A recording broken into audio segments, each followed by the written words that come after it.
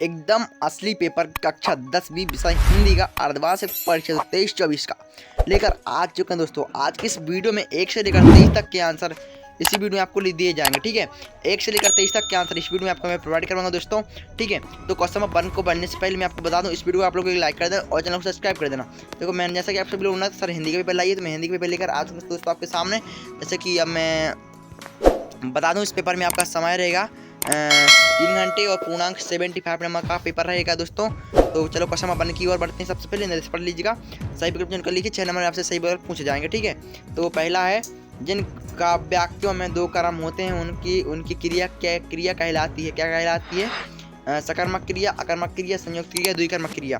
तो जाके द्विकर्मक क्रिया। ओके, हिंदी का सर्वाधिक लोकप्रिय महाकाव्य कौन सा है? रामचरितमानस, कामायनी, रामचंद्रिका और साकेत। तो ऑप्शन नंबर रामचरितमानस। ठीक है, काव्य की शोभाशाली तत्व कहते हैं गुण, गुण, छंद, अलंकार। क्या कहलाते हैं? अलंकार कहलाते हैं। ये क्या कहलाते हैं? अलंकार। ओके, चौपाई छंद में कितनी मात्राएं होती हैं?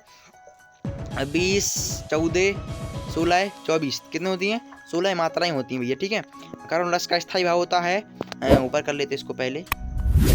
करुण रस का स्थायी भाव होता है निर्वेद, रति, रौद्र, शोक। तो शांत का होता है निर्वेद, श्रृंगार का होता है रति और रौद्र का होता है, रौद्र तो रस ही नहीं है, रौद्र रस है, स्थायी भाव नहीं है। ठीक है, और रस इसका हो जाएगा शोक। ठीक है, शब्द गुण के कितने प्रकार होते हैं? 3 प्रकार होते हैं। ठीक है, माधुर्य गुण, प्रसाद गुण, ओज गुण। ठीक है, इसके बाद आगे बढ़ते हैं, रिक्त स्थानों की पूर्ति कीजिए। पंचवटी खाली स्थान का समास का उदाहरण। पंचवटी किस समास का उदाहरण है? जो 5 वृक्षों का समूह यानी 5 पेड़ों का समूह। ठीक है, पंचवटी कर्म नहीं। दिग्गु समास का उदाहरण भैया किसका है? दिग्गु समास का उदाहरण है। अर्थ के आधार पर वाक्य के प्रकार होते हैं। अर्थ के आधार पर वाक्य के प्रकार कितने होते हैं भैया? 8 प्रकार होते हैं। कितने होते हैं? 8 प्रकार होते हैं। ठीक है, फिर इसका अथवा वाला तीसरा रहता है, जिसके कारण स्थायी भाव उत्पन्न होते हैं उसे कहते हैं, क्या कहते हैं? आलम्बन। ठीक है, आलम्बन। ठीक है, क्या कहते हैं? आलम्बन कहते हैं। ओके, फिर आता है कामायनी एक खालिस्तान है। खालिस्तान एक क्या है? एक महाकाव्य। क्या है?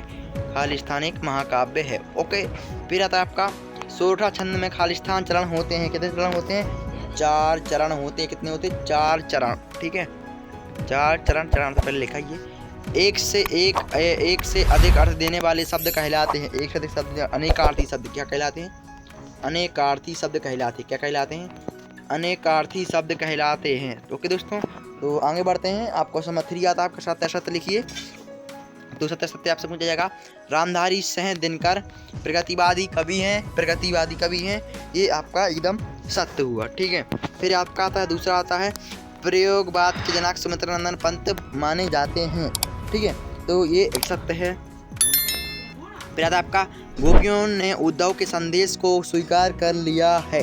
ये असत्य है। ठीक है, फिर सीता स्वयंवर में राम लक्ष्मण मुनि विश्वामित्र के साथ गए। ठीक है, तो चौथा ये सत्य है। ठीक है, 5 बात है, नागार्जुन का बचपन से यही नाम था। ये असत्य है। जयशंकर प्रसाद छायावाद के कवि, ये सत्य है। ठीक है, छायावाद के कवि। इस प्रकार से आपके साथ सत्य कंप्लीट हुए। स्क्रीनशॉट ले लीजिए एक बारी। ओके, सो बढ़ते आगे। सही जोड़ियाँ मिलाइए। जयशंकर प्रसाद। ठीक है, जयशंकर प्रसाद कैसे हैं? जयशंकर प्रसाद कामायनी। ठीक है, और सूर्यकांत त्रिपाठी निराला छायावाद हो जाएगा। और तीसरे का हो जाएगा, सतरंगी पंखों वाली के कवि हैं। क्या है? नागार्जुन। ठीक है, नागार्जुन का जन्म कहाँ हुआ था? ये हुआ था सतलखा बिहार में। ठीक है, मंगलेश डबराल का हो जाएगा नेशनल बुक ट्रस्ट। ठीक है, 5वें का चौथा हो जाएगा मेरा पत्रिका तुलसीदास। ठीक है, इस पास आपकी सही जोड़ियाँ हो जाएंगी दोस्तों। 6 नंबर आपकी कंप्लीट हो जाएंगे। इसके बाद इसकी छोड़ लीजिए एक बारी। ओके, सो बढ़ते आगे। एक शब्द एक वाक्य में उत्तर दीजिए। एक शब्द एक वाक्य में उत्तर आपको देने पड़ेंगे यहाँ पर, और इस प्रकार से दिया जाएगा। पहाड़ पर लालटेन के कवि का क्या नाम था? पहाड़ पर लालटेन का नाम क्या था? यही था मंगलेश डबराल। ये लिखा है ना, मंगलेश डबराल। ठीक है, देख लीजिएगा, मंगलेश डबराल। ठीक है, मंगलेश डबराल। ठीक है, मंगलेश डबराल। विकास हो जाएगा आपका। फिर आता आपका, नेताजी की प्रतिमा किसकी बनी थी? संगमरमर की। ठीक है, संगमरमर की। ठीक है, संगमरमर की। ठीक है, संगमरमर की प्रतिमा बनी थी। ठीक है, नेताजी की मूर्ति बनी संगमरमर की चट्टानों की। ठीक है, और फिर आता है आपका, बाल गोविंद भगत क्या काम करते थे? खेती बाड़ी किया, खेती किसान। ठीक है, खेती किसानी, खेती किसानी। ओके, भोलेनाथ से सकना क्यों भूल गया? भोलेनाथ से सकना क्यों भूल गया? भोलेनाथ से सकना क्यों भूल गया? बच्चों को खेलता हुआ देखकर, ठीक है, बच्चों को खेलता हुआ देखकर, बच्चों को खेलता हुआ देखकर, बच्चों को खेलता हुआ देखकर, खेलता हुआ देखकर। फिर आता आपका आगे ने हिरोशिमा कविता कहाँ बैठकर लिखी? कहाँ लिखी? ट्रेन में बैठकर लिखी थी। कहाँ पर लिखी थी? ट्रेन में बैठकर लिखी, ट्रेन में बैठकर लिखी, ठीक है। और बच्चों को कौन सी शरारत महंगी पड़ी? बच्चों को चूहे के बिल में पानी डालना, ठीक है, चूहे के बिल में पानी डालना शरारत महंगी पड़ेगी बच्चों को, ठीक है। चूहे के बिल में लिखता हूँ, ठीक है, चूहे के बिल में पानी डालना, बिल में पानी डालना। तो छोड़ो, इसके बाद आगे बढ़ते हैं। दो अंक के प्रश्न आपके आ जाते हैं। अब प्रगतिवाद की ये दो प्रमुख विशेषताएं लिखिए, अथवा रीतिकाल के दो कवियों के नाम तो उनकी रचना लिखिए। चलो बढ़ते क्वेश्चन नंबर, इसका आंसर देख लेते एक बार। दोस्तों, अर्धवार्षिक परीक्षा 23 कक्षा 10वीं हिंदी का ये प्रश्न क्रमांक 1 का उत्तर था इस प्रकार से, ये दूसरे का उत्तर था, ये तीसरे का उत्तर हो जाएगा इस प्रकार से, ये चौथे का हो जाएगा, ओके, और ये हो जाएगा 5वें का, ठीक है, और ये 6वें का आंसर आपको देखना था। प्रगतिवादी की दो प्रमुख विशेषताएं ये रही, एंड अथवा में चिंतामणि रस विलास छंद का विचार। ओके, चलो बढ़ते हैं क्वेश्चन 7वें की ओर। तो आपका प्रश्न क्रमांक 7 है, गोपियों के अनुसार राजा का धर्म क्या होना चाहिए? दोस्तों, गोपियों के अनुसार राजा का धर्म क्या होना चाहिए, ठीक है। अथवा है, अथवा में है उद्धव के व्यवहार की तुलना किन से की गई है, और अधिका देखो 8वां भी देख लो, एक साथ दोनों के आंसर मैं आपको दे दूंगा वीडियो में, ठीक है। कभी आत्मकथा लिखने से क्यों बचना चाहता है, और अथवा में नाटक और एकांकी में दो अंतर लिखिए। ओके बच्चों, तो इसको देख लेते हैं आगे आंसर इनके। तो इनके आंसर यहाँ पर ये रहे। 7वां है, गोपियों के अनुसार राजा का धर्म प्रगति उनकी इस प्रकार से हो जाएगा, और ये 7वें का अथवा का ये आंसर हो जाएगा दोस्तों। ओके, इस प्रकार से यहाँ तक। और ये प्रश्न क्रमांक 8 का अथवा नाटक और एकांकी में अंतर, ठीक है, अथवा वाला कर लेना है, तो कोई करना पड़ता है आपको, ठीक है। Model question, important question paper बताया गया आपको दोस्तों। ओके, सो इस प्रकार से इसके यहाँ देख लीजिएगा आंसर। एंड 9वें क्वेश्चन प्रश्न क्रमांक 8 का मतलब 8 का मेन है जो, ठीक है, अथवा वाला आप लोगों ने ऊपर देखा, और ये 8 का आंसर हो जाएगा। चलो प्रश्न क्रमांक 9 देखते हैं आपके हम अब। ओके, ठीक है, जो आपका 9वां प्रश्न है, कहानी किसे कहते हैं? कहानी दो कहानीकारों के नाम लिखिए, ठीक है, कहानी किसे कहते हैं? दो कहानीकारों के नाम लिखिए। अथवा में रेखा चित्र किसे कहते हैं? एक रेखा चित्र का नाम लिखिए। ओके, सो फिर इसके बाद आपका आता है रिपोर्टाज से आप क्या समझते हैं, लिखिए। एवं रेखा चित्र संस्मरण में कोई दो अंतर लिखिए।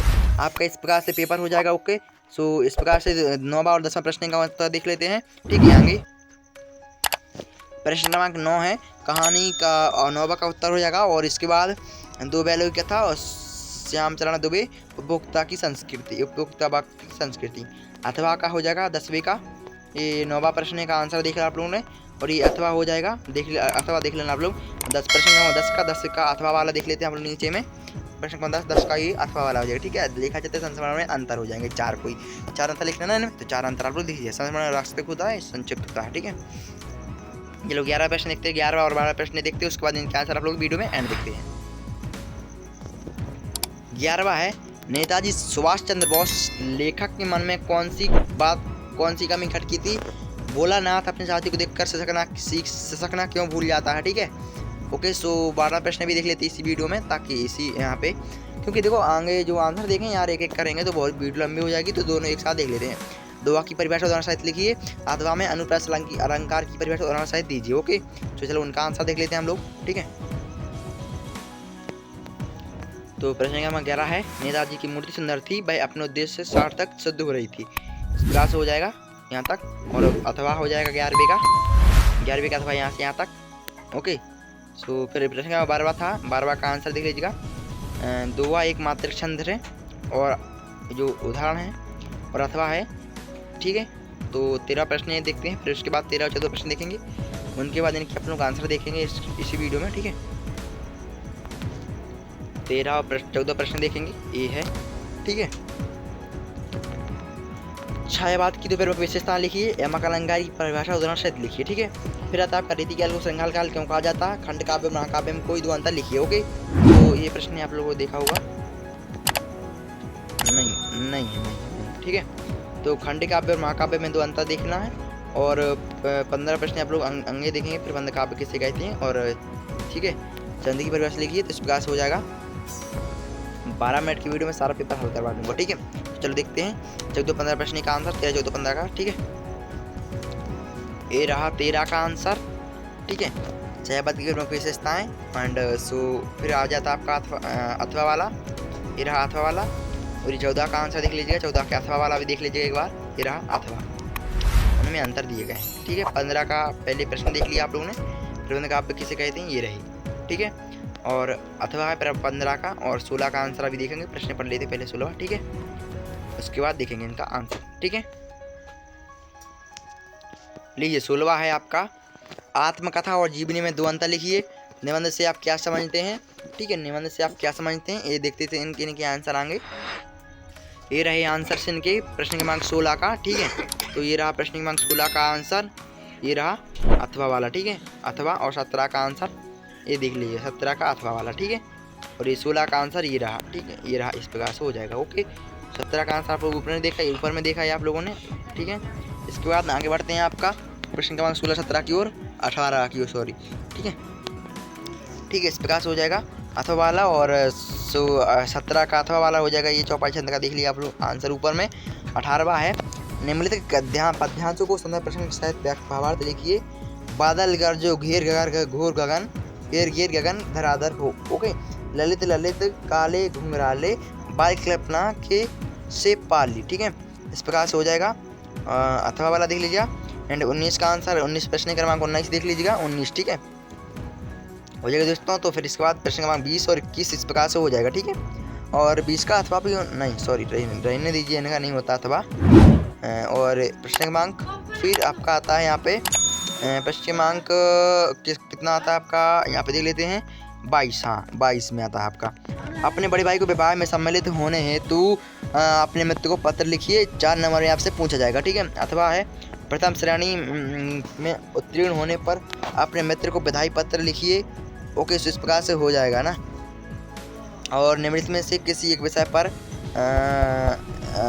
लगभग 120 शब्दों में निबंध लिखिए। 4 नंबर में आपसे पूछा जाएगा।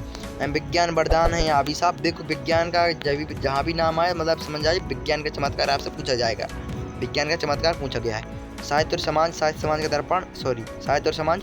दहेज प्रथा एक सामाजिक समस्या। नारी शिक्षा का महत्व। खेल, किसी खेल का आंखों देखा वर्णन। ठीक है, इस प्रकार से हो जाएगा।